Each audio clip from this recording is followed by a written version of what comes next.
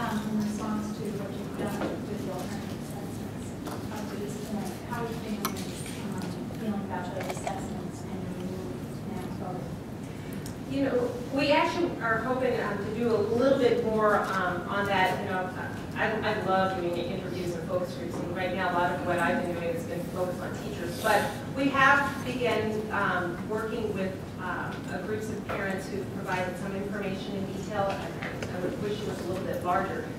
For the most part, that has been responsive. In Arizona, we have what Parent Information Network, which is our group of specialists who go out and work with parents, and they also share a lot of our information.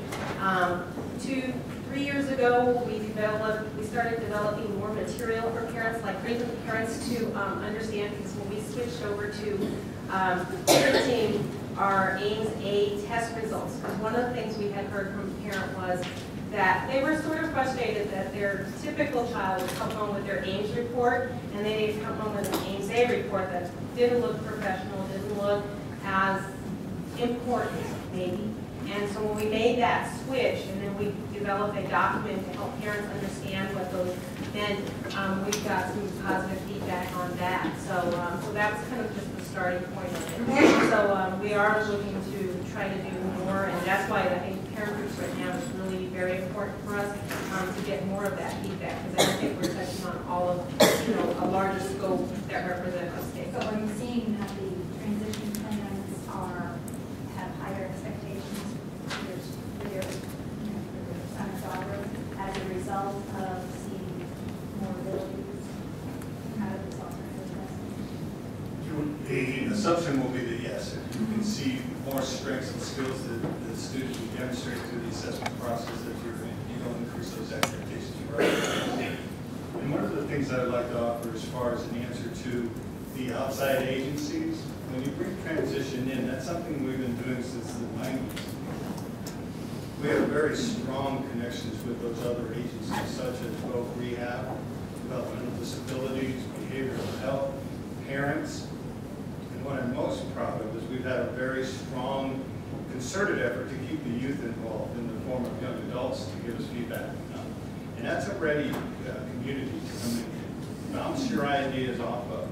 One of the things we've talked about, and I told them we're very new in our conversation, is that let's include that particular group from the beginning. Let's have them take a look at what we're doing. Just share with them our ideas.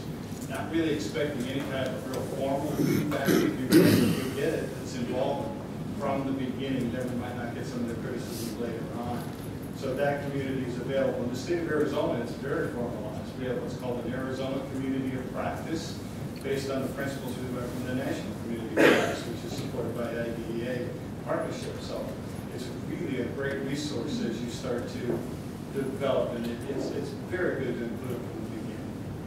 So the parents are right there. If that's something you wanted to follow on, for example, how is it changing as far as what your expectations you've seen in this transition plan based on these new efforts for Common Core standards and college and career readiness? Great question.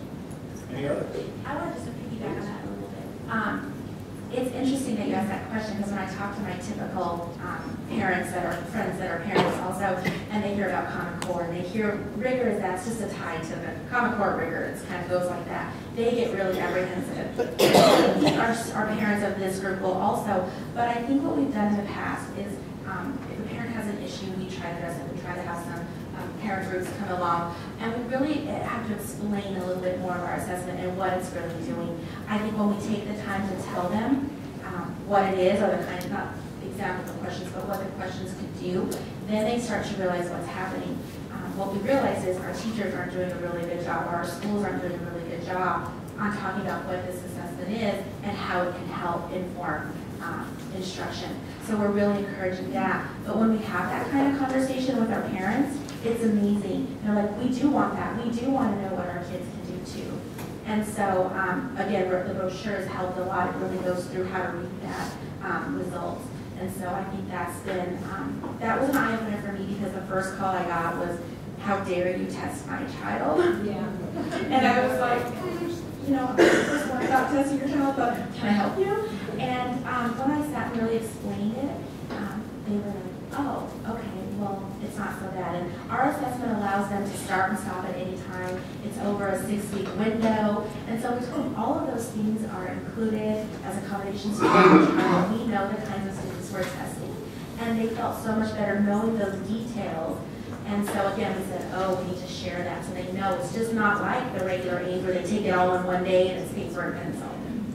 Because I think some parents have that misconception still. Other questions? All right, I guess you guys get the right order.